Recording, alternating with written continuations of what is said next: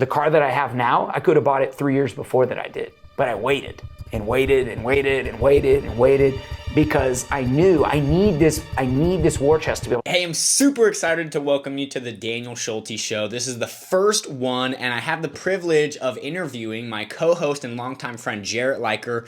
He owns the personal injury law firm Liker Law, which is one of the fastest growing in the Kansas City metro. So make sure you stick around to the end. There's a ton of golden nuggets, from picking A players onto your team to marketing the fastest growing law firm and everything in between. So with that being said, let's get started. What's up, everybody? Welcome to the show with your co-hosts Daniel Schulte and Jarrett Liker, our very first ever episode where we're gonna go in depth on Jarrett's background, how he got into business, and what he's up to today. So obviously I've known you for 20 years. I'm 27 now, known you since I was 7. But for everybody who doesn't know you, why don't you just real quick catch them up to speed? What are you doing nowadays? What's your business? And just give them a quick 60-second overview. Yeah, so I'm a personal injury lawyer here in Kansas City, run cases on both sides of the state line, Missouri and Kansas, focus really on catastrophic personal injuries, car accidents, trucking accidents, dog attacks, mainly anything that has to do with a catastrophic injury. That's what my firm focuses on. But as you know, and maybe not everybody knows, I got started being a family of entrepreneurs. My parents ran martial arts schools for now since 1976, and that's kind of where I cut my teeth and learned how to run a business, same as you, right? Yeah. And over time, after I went to law school, this kind of has transformed into what my business is today. Yeah. So let's kind of go back. You said since 1976? Yeah. So I'm just kind of curious, I guess, what made you go down that road? Right? Because you always hear the story like two people have the same father that grew up and they did completely different paths, right? So like for you, I guess, what made you want to continue doing that? Or was there anything in your childhood of like watching your dad and your mom be entrepreneurs that made you want to go down the entrepreneurial path versus, corporate 9 to 5? Yeah, absolutely. I think when I look at them growing up, they didn't have to like teach me about business. They showed me, right? And I learned a lot about entrepreneurship through watching them and seeing what it took. Like when I grew up, there was no dinner at 5 p.m. and very cookie cutter life. I mean, we were eating dinner 8, 9 o'clock at night because that's just what was required when, we were running our karate schools. Yeah, you guys were always running around the school. Yeah, we went to work with my parents, right? And so it's not that like it was never a bad thing. It's all I knew, right? Mm-hmm. And so I just when I got into entrepreneurship, I didn't really know. Okay, well, yeah, like what do you mean stop working at this time? Like we just work till the work is done. Mm-hmm. And I think that for me, watching my parents make tremendous sacrifices, of course, for us, right, to build their business.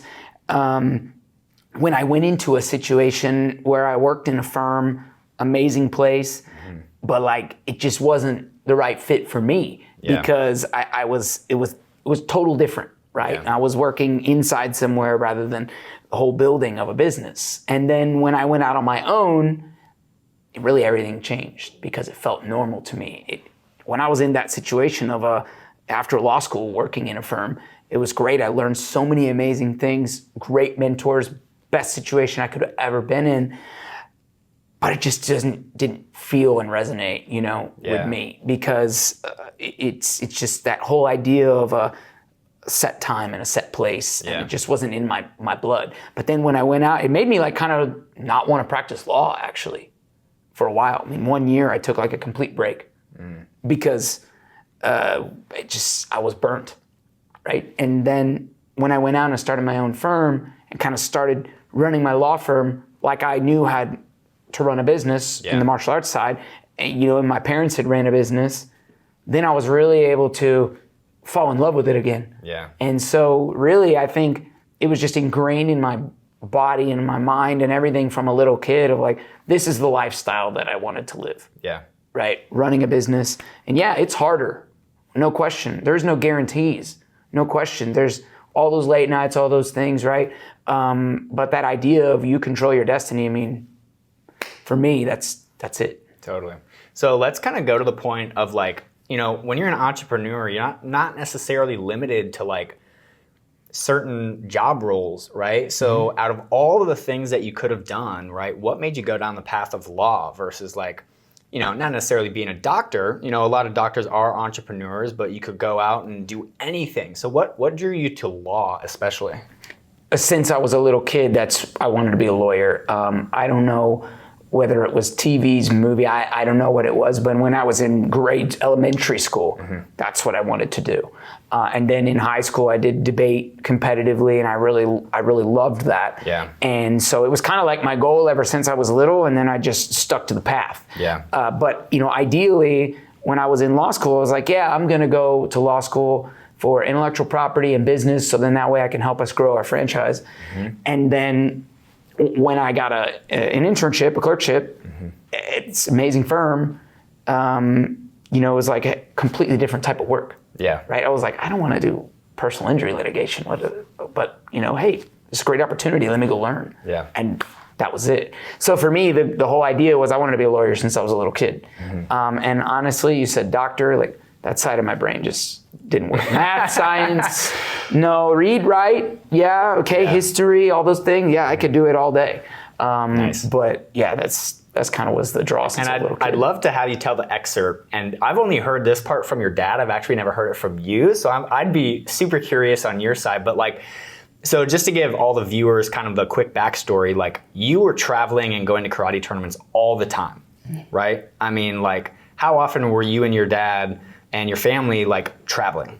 30 weekends a year, my entire life, from the time I was, you know, probably 4 or 5 years old. Started karate when I was 3, but 4 or 5 years old, all the way through law school. Yeah. I mean, I never stopped competing. I had a period when I was 18 where I had a spinal fusion, and I was out of competition for almost 2 years.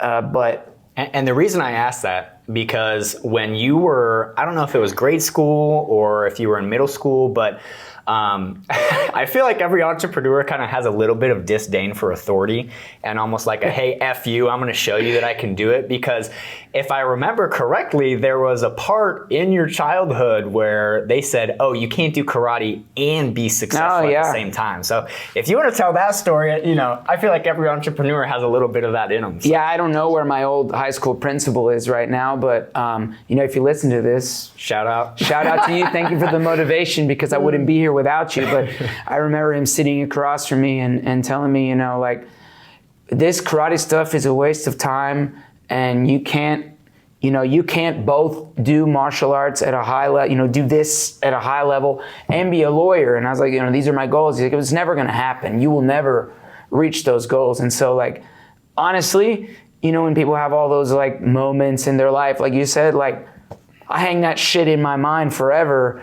And I think about that. I thought about that through when I studied for the LSAT. I thought about that when I was in college. I'd think about those moments when I was in law school, when I was studying, when I was preparing for the bar. Honestly, like, when people say put up a list on your wall or a bulletin board material, whatever that it is, that guy drove me many years through many times where I could have quit or gave up.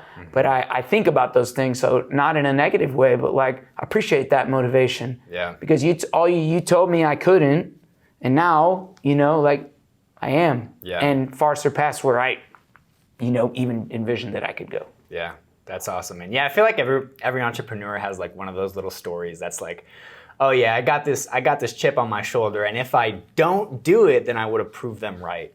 Yeah. You know what I mean? I mean, absolutely. I've never seen him since then, but you know, I'm still waiting actually for I don't do a lot of like billboard stuff. I do all digital, as you know, but like, I'm waiting for the billboard to come available that's right down the street from my high school so that I can buy it. Yeah. And he gets to look at it every day that he drives past it as a reminder. That would be funny if he's still the principal at that. I don't know if he is, and I don't care. I don't know if he's around still, but my point is that I'm like, you know, hey, I'm here. Yeah. Just in case you forgot, right? And I appreciate the motivation.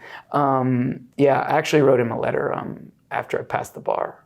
I think I remember that. Never heard back. Yeah. But I was, you know, thanks for the motivation. Want to let you know. Everything you said I couldn't do, yeah, I did. Here I am. That's awesome. Yeah. So I heard Andy Frisella talk about this, and I'd love to hear like what your thoughts are. But he says at some point, you know, that the chip on that shoulder kind of only gets you so far because like once you've done that, you know, it's kind of hard to like keep the negative energy, keep you going in a positive motion. So I'm curious, like, I guess what's motivating you now, and what's like, you know, you're achieving awesome success, right? Successful lawyer, went out, own your own firm, you own 2 martial arts schools and growing. So like, what's your motivator nowadays?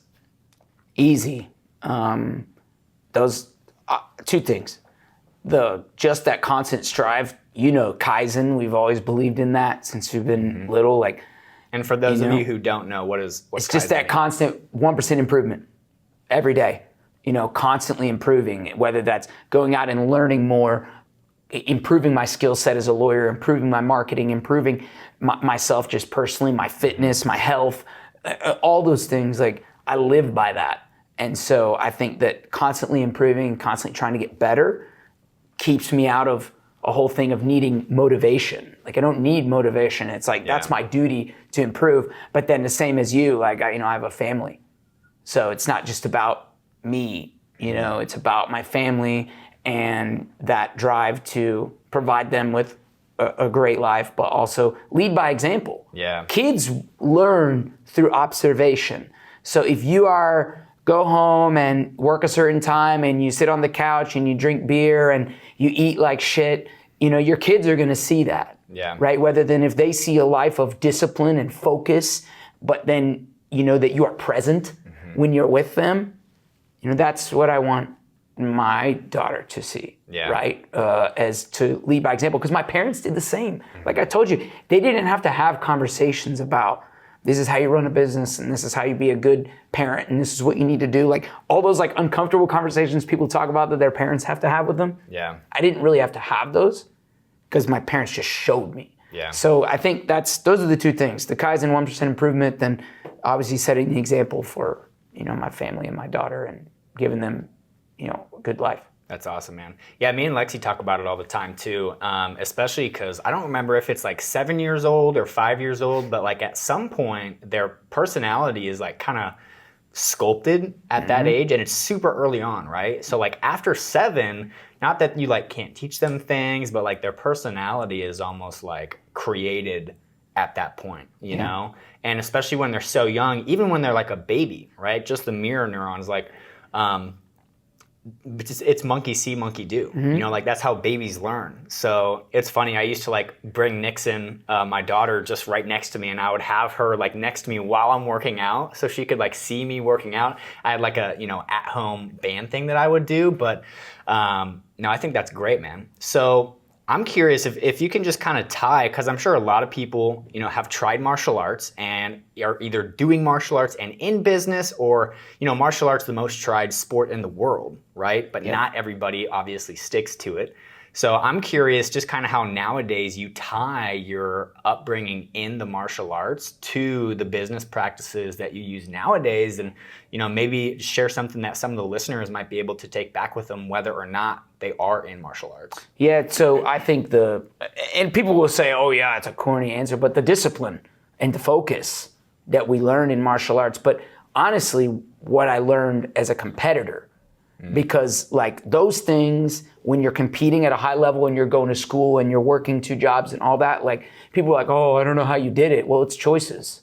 Oh, the time management. No, it's just the discipline. You have to do this at this time. You have this much time to do it, right? So I think that the whole thing of the discipline and the focus and the being present, just as you are if you're fighting and sparring someone, like you better be present for those 2 minutes of the match, right? Or get your ass kicked.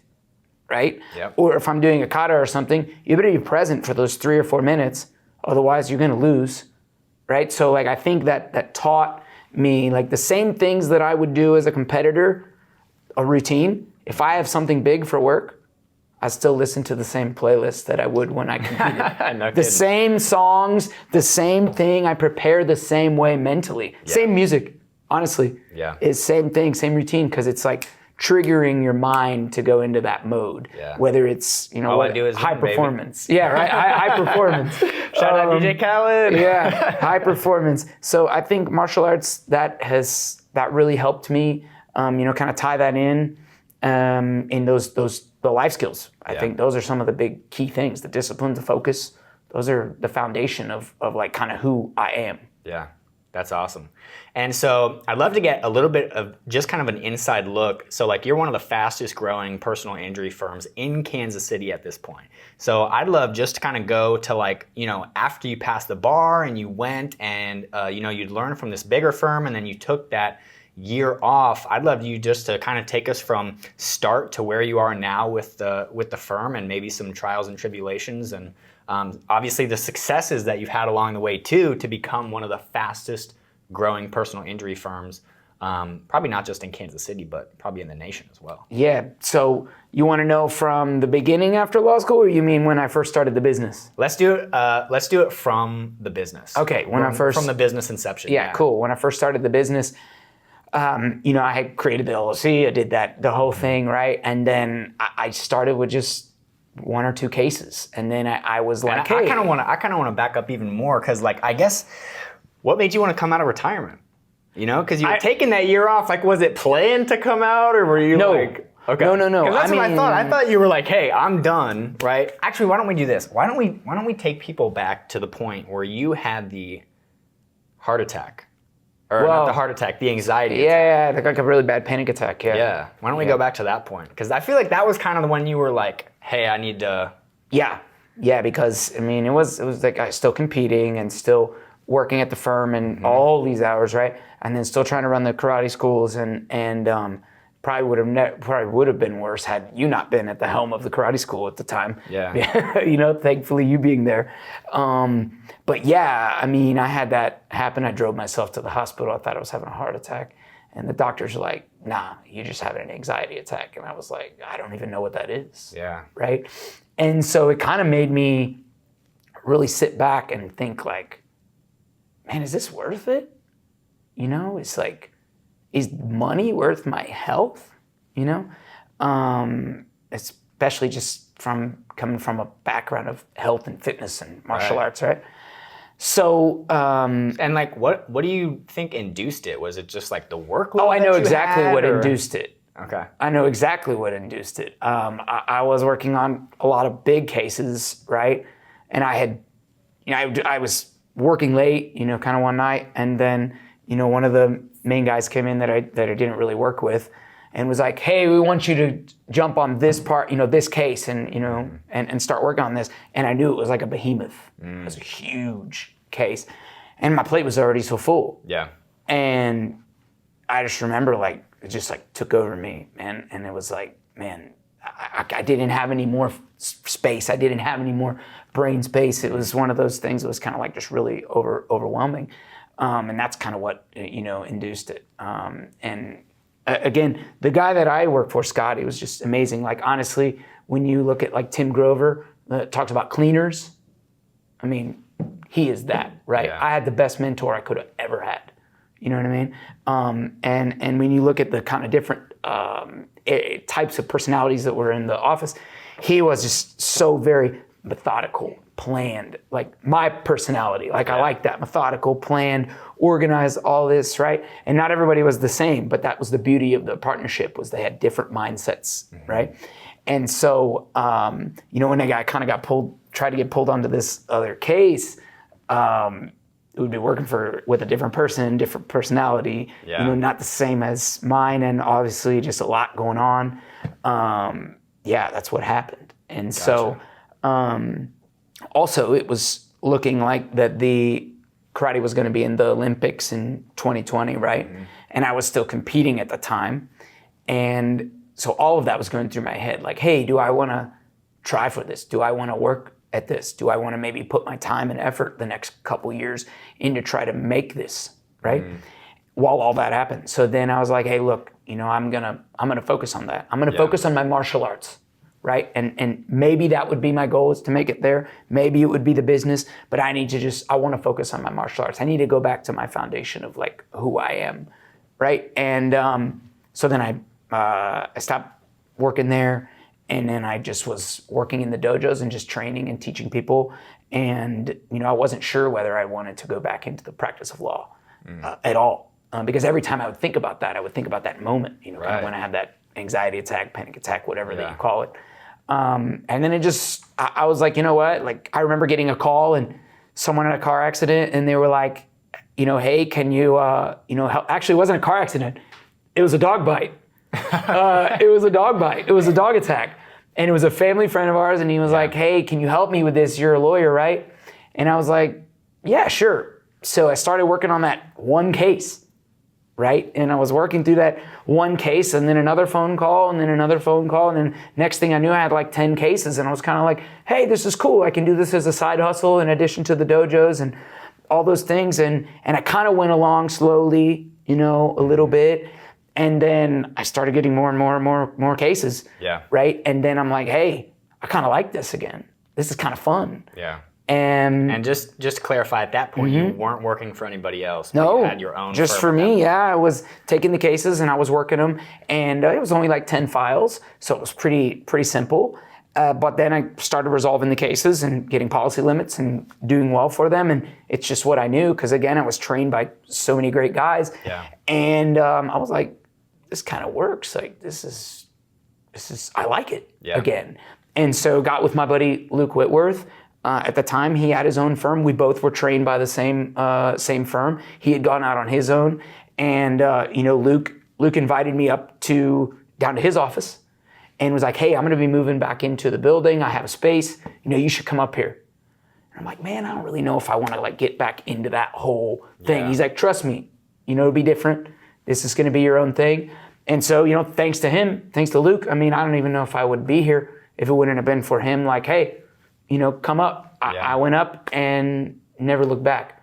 10 cases turned to 20, 30, 40, 50, 60. It just multiplied, right? Nice. And so now here we are. Yeah.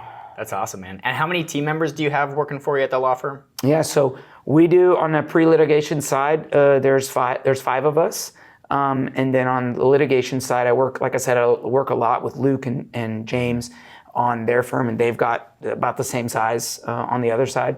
And so right now we've got on the pre-lit side about 160 cases, and then on the litigation side about similar, And so yeah, it's doing well, man. We're growing pretty quick. And, I think we're in the beginning, you're trying to build a business. You're like, hey, let's take on all the cases. Yeah. Right. And then we had more cases than we have now. Right. Mm-hmm. And now it's like, okay, just being more selective on our files, really making sure we're picking great cases. Yeah. And so, yeah, that's kind of where we are right now. That's awesome. And just for everybody out there, because there's different models within the law business, and I didn't really understand because I thought it was all like, hey, here's a flat fee, right? But personal injury is a little bit different, right? So can you just explain real quick kind of how that model works and what your business model looks like? Yeah, everything is contingency fee percentage. So that's one of the things that people like. It's why we do our videos and why we do all these things online to educate the community, because people don't know. Yeah. People don't know their rights. And what they need to understand is, like, if you call a personal injury lawyer, like, the consultation is free. If anybody tries to bill you by the hour, like, they don't know what they're doing. And you go find somebody else, right? But also, when you look for a personal injury lawyer, like, contingency fee is important. We work on a percentage. We only get paid when we win. But the thing is, when they need to look for is a lot of the firms that sign up 1,000 cases a month, 500 cases a month, that big, they do a good job, but they're churning and burning. Yeah. Right? They're taking the first or second offer and then they're moving on. And so what does that mean for, like, let's say somebody did hire that firm? Like, what does that mean for the consumer who hired that churn and burn firm? Yeah, for the consumer, what they need to understand is it's not that the lawyer, those bigger firms will do a bad job. It's just that they're not going to put the time into the case. They're not going to maximize the value on the case. Like, what we're really good at, especially we've had people disengage with their other law firm and hire us. We'll take a case where the first offer is $8,000 and we'll turn it into $50,000 or $100,000 because we know how to work up the cases. Yeah. We know what the value drivers are in the cases. and we really put the effort into the file. So that's really where I think we find our expertise is I take this high-level training that I had for many years working on 8 and 9 figure cases. I mean, whale cases, huge cases, building explosions, railroad crossings. I take that high-level skill set and I put it into these smaller level claims for basic car accidents. And that's how we're turning these cases over and maximizing value over other people because, we're going in with an NFL level skill set into a high school football game. Yeah. Right? And so just advantage. To clarify for the end viewers, so like if they were in 2 scenarios, right? Let's just take that $8,000 case. The churn and burn, or some of these big firms who have tons of lawyers working for them, I mean, that $8,000 case might only get to like 10 or 12 because they're taking that first offer versus you, since you're willing to take it all the way to the end, they might get $40,000, $50,000 as opposed to 10 or 12, is that right? Or more, yeah, absolutely. Okay. Because we can work the case up, but we're also not afraid to take the case to trial. Yeah. All the way to the end, as you said. Whereas like most firms, they'll be like, yeah, we want to try cases, but they don't. Because their game is the volume. The volume, exactly. Their game is the volume. Yours is the quality. Yeah, quality, exactly. So yeah, I mean, the case numbers that we have, there are firms that have way more cases and they generate way more business. But the idea is what you said. The idea is let's just settle as many cases as possible. This is our rule within these first couple, offers. We take it, get the money out and go. One other thing though that I think consumers need to be aware of when they're in an accident is that you'll see people go in and like say they get $20,000 on a case, right? And say 25,000, we'll use that number, and they're signed to a 40% contingency. Law firm's going to take their 10,000, and they don't care what the client. Maybe the client has $7,000 in medical bills and liens.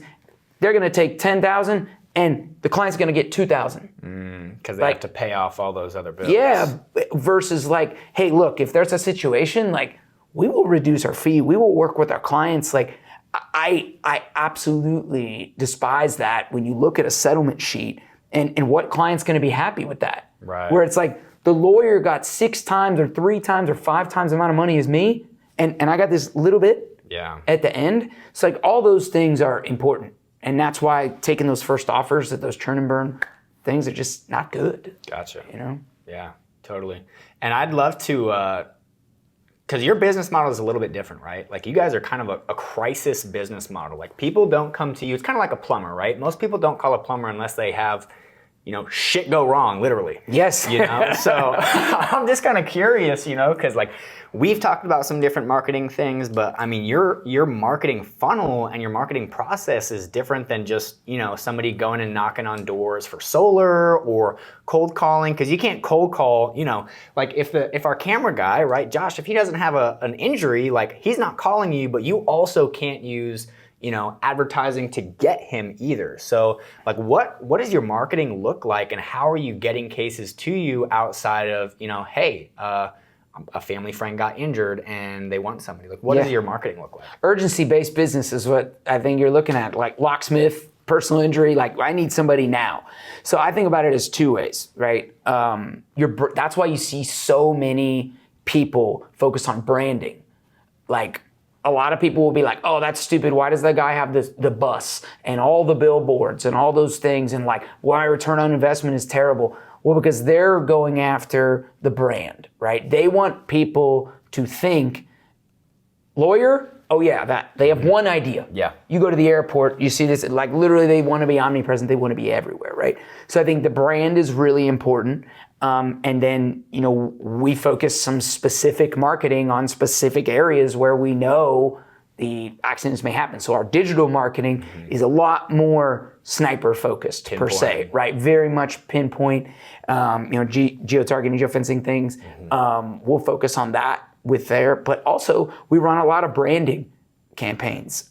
So whether it's the commercials, like that's not a call to action. A lot of times on the commercial, it's to build the brand. Yeah. And I think one thing that I focus a lot on is I focus on owning my own community. Okay, and whether that's in the martial arts community, my American school community, I'm sponsoring a lot of the events. I'm sponsoring athletes. I'm sponsoring teams. And those things, like, yeah, they don't have a direct return on investment per se, but some of the best cases I've ever got, you know where they've come from? Right from within the martial arts community. Yeah. And so that is a community. I mean, think about it. In your business, if people have trusted you with their kids, their number one most prized thing that they care about the most, they can trust you with any of these other things, right? They know, like, and trust you already, right? So I've already built that rapport. And so when they need an attorney, whether it's for personal injury or anything, they know, like, hey, he's the fixer. I need a ticket. Okay, come to me. I can get him to the right person. There was a criminal thing. Okay, cool. I can get him to the right person. Divorce. So that's kind of what I've focused on, is just being that legal authority within that community. And honestly, like, that's been my greatest return on investment on any of my marketing elements. And the community is big.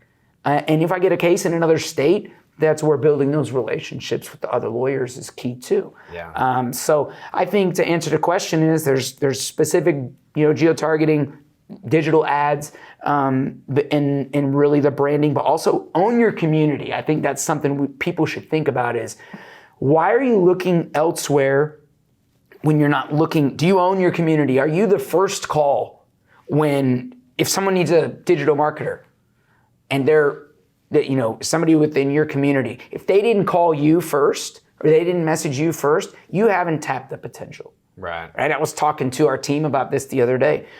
We had somebody that I know in the community that somebody had a catastrophic injury, somebody died, and we didn't get the phone call. And I said, we have not tapped our potential yet. We have not owned this market enough yet, because we weren't the first call.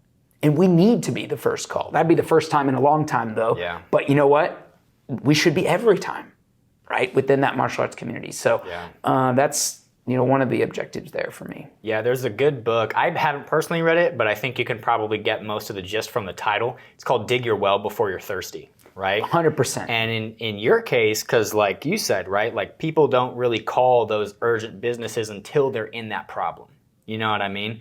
And so I'm kind of curious too, right? Because sometimes you don't get paid for 6, 12, 18 months, right? So if there's another lawyer that's maybe watching this, or another business that's like, hey, it takes me 18 months to get paid on something, right? Like, a lot of my clients and what I do, we can get paid back within 30 days. You know what I mean? So we're able to put advertising spend into the market, we collect the cash, we pay off the card before we incur any interest, and then we're just able to recycle that. But for you, it's a little bit different, right? You got to go a year and a half sometimes before you're really able to do that. So if you just want to kind of talk to, how you can kind of mitigate that, or I guess what steps you took to be able to get to that point. Well, for me in the beginning, I had other streams of income, right? And so what I was doing when I would settle cases, I was literally just sucking away all the money into operating account. I wasn't even touching it, because I had my other businesses, my martial arts school and my coaching and all that. So that was my situation, I was like, hey, look, this was a side hustle, but I built that war chest. And the discipline, though, that is where we're going with it, is that I didn't touch that money. Even though I could have been like, yeah, I could just use this money to go lease some crazy car, or I could do, whatever. Like, I put that money back. And so once my focus was 100% in my law practice, I had the war chest built up to be able to grow the business. And then, so say you don't have that, right? And say you're just getting started out. That's why your skill set is really important, though, too. You need to be able to get those policy limits, and you need to be able to get them, get the maximum recovery on your case. You need to know how to work it up from the beginning. Because if people, especially when they move from the defense side, they think they know, right, how to work it up. And some of them are amazing, but some of them don't know, right? And they fumble the bag a little bit in the beginning of the case, and the cases go too long, and then they're tight on money, and what do? They just settle it so that they can get paid and they can pay their bills. And so my advice is, when people are getting started out, keep putting money back into your business, keep reinvesting into your business, delayed gratification. We always talk about cars and cool stuff like that, right? I could have bought the car that I have now. I could have bought it 3 years before that I did, but I waited. Yeah. And waited and waited and waited and waited because I knew I need this war chest to be able to grow. We wouldn't be here right now, like with Josh shooting everything, 10 like employees, the team fastest growing in the Kansas City area. Yeah, we wouldn't have any of these things if I wouldn't have put the money away, right? And so that's kind of the idea is just, delayed gratification, save the money, don't, go out and buy the expensive shit. Keep building your team, reinvest in your team. And when you're talking about money too, resources, like don't hire, if you want subpar people at subpar salary, you're gonna get subpar work. Josh is here shooting, he could go shoot a feature film movie right now. Like he is the high skilled. I could have just got the advice I was getting from people was go hire a 19 or 20 year old that's, just hungry, that, understands social media and they can just shoot the videos. I mean, what I would have got with that? Nothing good, right? Yeah. Same thing, like paralegal that I have, case manager that I have. My paralegal, for example, she had 15 years of experience.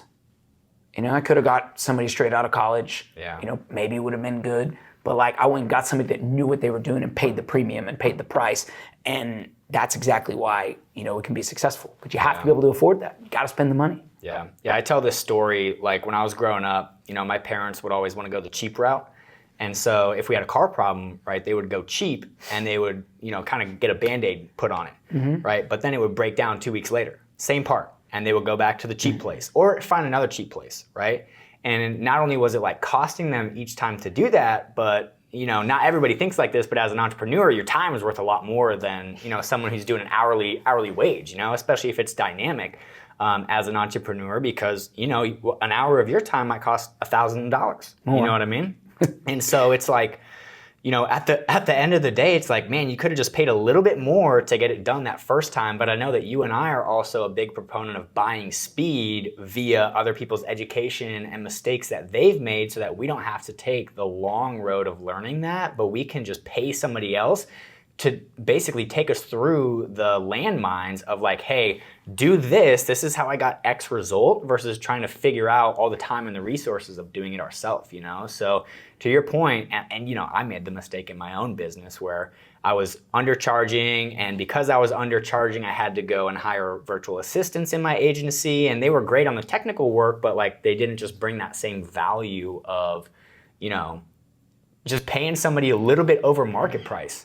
Isn't there, maybe you know this quote, isn't there something that's like, you may pay 20% more for, what quote I'm talking about? I'm thinking about something like, paying the price today versus paying the price tomorrow, but I know what you mean. There's some type of quote. This is like it's an employee one. It's like, sure, an A player may cost 20% more, but they do the work of like 5 B players. Yeah. So my buddy, Dr. Alex Spinoza, he had that post the other week and he said, an ace and a joker is still a losing hand, right? And to remove those jokers and to focus on your kings and your queens that are going to give you the winning hand. And that's why, don't take the cheap route. Even you being the ace in the hole, you being the best person, if you're accompanied by the joker, right, or a low hand, you lose every time, right? Versus,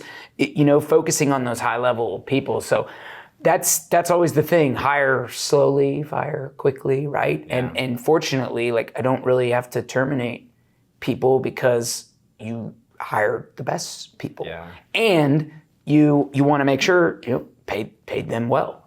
And give them opportunities for growth and give them opportunities for future and show the future of where you're going with your business. I think for some people, and it was even like that, for me, previously it's like, wait, hang on.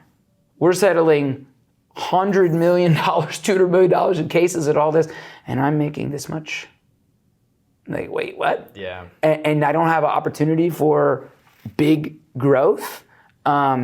I think that's what one of my other mentors in the legal space showed me is he was like, showed me how he pays his associates or pays his partners. And it's like, well, wait, all of your lawyers make $1 million a year? Like, if I would have looked back and they work in his firm, he's like, yeah, because this is the system I follow. And I'm like, well, yeah, I think a lot of people would be like, shit, I don't need to go start my own firm.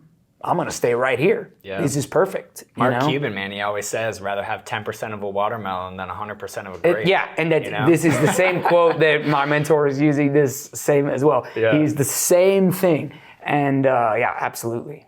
So obviously, like, you grew up, you were around all these A-level competitors, and you were an A-level competitor yourself, but you were also seeing kind of the B competitors and those traits. And so when you're talking about, hey, I've learned to really only hire A players. Like, I guess between what you saw growing up and also nowadays, what are some characteristics that a business owner might want to look out for when they're trying to hire that top tier talent? I think one of the things we talked about before was athletes, right? I like that comparison. I know some people, like we were saying, our friend Brent, that likes that when he's bringing people on, former college athletes. That just means that they're disciplined, they're focused, they understand performance, they understand striving towards high goals. I love that comparison. And they understand losing and winning. That's true. They understand losing and winning and being able to get back on the horse and get back to work, right? And understand, like in a sales situation, take a no, but then keep moving, right? Throw the interception, get back on the field and just keep slinging. But for me, I think the athlete thing is great. I always like that, especially in the martial arts businesses. I like the best instructors I always find are the ones that are competitors too, because they're always striving for improvement and growth.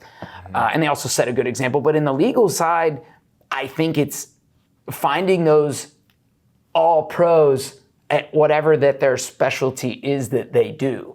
And I know that sounds like generic, but example, when I went through 100 resumes to hire the last paralegal, I mean, anybody who had less than a certain amount of experience, they were out. Anyone who had a certain amount of experience that wasn't specific niche to personal injury, they were out. I wasn't going to take someone that was like, yeah, well, I worked in immigration and then I worked in this and then I worked in that.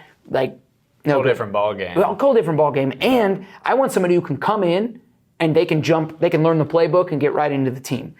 But one of my best team members I brought on, she worked at Amazon.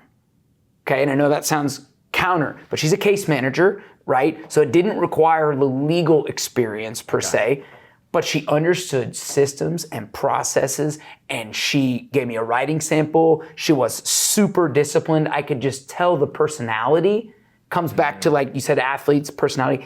I knew the personality to be successful at that specific skill set was locked in. So understanding your positions in your team and what is required. It's kind of like the Chiefs with their offense and Andy Reid. And people are like, he can just plug people in and they can go because he knows what's required, the specific skill set that's required to make the system work. Yeah. So I think you need to understand, not just, people look at tasks, can they do these tasks, right? But I don't think that's everything. I think it's like, what is the personality and specific skill set required to thrive in this position? And that's where you find it. And I think the experience and all those things will answer those questions. So some people you can bring on and you can train them from fresh, depending upon your position. Like video, example, we've talked about that a lot. Like I knew something about it, right? But like, I want somebody who's an expert. I don't want to have to hold somebody's hand and say like, look, this is the project we're gonna do. And okay, like come in, shoot, I'm ready, see ya. Yeah. Right? And we got it. And so, and that's like if you're looking for a videographer, find someone with a ton of experience, right? Find someone who is an expert, paralegal in that space. Like find someone who has that niche experience but understand what's required to make your team go, what's required to make your playbook work in those things. But also last one, just be a good person too. Like, I hate the word employee. I know you're saying it. Like, I hate it. It's a team. And that's why I keep saying playbook and all that. Like, it's a team. And make sure that they've got goals. Make sure they've got opportunities to exceed their income. Make sure they can see where things are going. Make sure they can feel that cohesiveness of a team. Because as soon as you have that, like, you work for me type mentality, like, who the hell wants to work for somebody like that? Yeah. Who the hell wants to be on a team like that? You know what I mean? So those are things that I always think about. That's big time, man. That's awesome. Especially it's like cool just watching the journey from like one man shop to now 10 team members. Yeah. Right. 10 teammates and the coach. Teammates. You know? Yeah. So that's awesome, man. Well, just kind of as we wrap up, I'm curious, like, what's one of the biggest successes that you've had since starting your personal injury firm? And then also, what's one of the biggest failures? Because, you know, out there's Instagram highlight reels, and typically they're only showing sunshine and rainbows, but they don't actually get into like, hey, you know, I got fucking punched in the face 10 times today. Yeah. You know? So if you just want to share those real quick, biggest success and biggest failure since starting your business. Absolutely. I'll start with they kind of tie in together, but like one of the biggest failures, I think, if you're starting a personal injury firm, if you're working in that space, you know, trust in your skill set. Like, trust in your skill set. Because I think what happened to me early on is I'd be like, hey, look, I don't know. I'm on my own. Like, I'm going to bring somebody else in on my case. And that happens a lot. We do that with people that are really specific experts in certain areas, and it makes sense to partner, and it's great when everybody wins. But I would send too many cases out, and I was giving away way, way, way too much of the fee, right? And really when I realized, you know, you said failures, yeah, there was a lot of those where I'm like looking, I'm like hundreds of thousands of dollars in fees are going out, and that's okay sometimes, you know, but generally I was doing it too much. So trusting your skill set, push those things through. But biggest win was on one of the cases where I just clamped in and I just said, I'm not doing it. And I just worked the case as I knew to work it. I worked the case, I maximized the value of the case, and got one of my largest fees ever. And it was because I'm like, look, I just lock in the blinders, and this is the only way, and we're burning the ships. And I'm gonna take this case all the way to the finish, and we're gonna do it with just us. So I think, like, again, those strategic partnerships are good in the beginning when you're building your firm and you need to focus on certain things. But that big win, when you slay the dragon on a massive case and you know you did it, and you're able to reward your entire team for that win, and you have that feel, like that's definitely one of the biggest wins. And then since then, the confidence that you get from that is I've dwarfed that fee in a ton of other cases. And then I think just that energy just thrives. You know what I mean? The mojo keeps going. Yeah, it does. And it's that confidence that it's like, now you can make strategic decisions to say, like, this case makes sense. Let's partner with this firm and work it together. But, you know, a lot of times it's like charge forward. Yeah. That's awesome. Well, Jarrett, thanks so much for sharing your story, the wins, the losses, and everything that you've kind of learned along the way. If somebody wants to follow you, where should they go? Yeah, everything is at Law Sensei. So that's Instagram, TikTok, YouTube, Facebook, at LAWSENSEI. So Law Sensei. Awesome. Sweet, man. Well, thanks, guys, for tuning in, and make sure to check out next time where you'll cover my origin story. Yeah, absolutely. We'll see you guys on the next episode. Hey, thanks for stopping by and checking out the show. If you got valuable content, make sure you subscribe. That way you know when the next show drops, and you can continue getting tons of valuable content in between. So again, thanks for stopping by, and make sure to subscribe.